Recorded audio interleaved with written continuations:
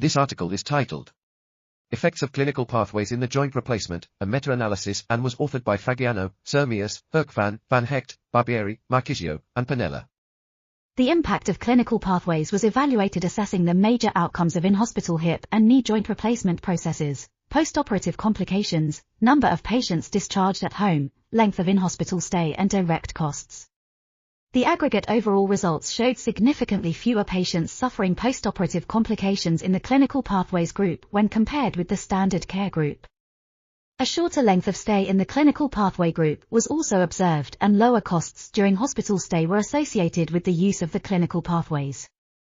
The results of this meta-analysis show that clinical pathways can significantly improve the quality of care even if it is not possible to conclude that the implementation of clinical pathways is a cost-effective process, because none of the included studies analyzed the cost of the development and implementation of the pathways.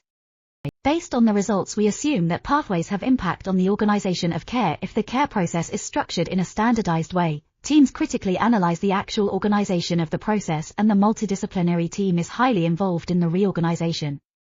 Further studies should focus on the evaluation of pathways as complex interventions to help to understand which mechanisms within the clinical pathways can really improve the quality of care.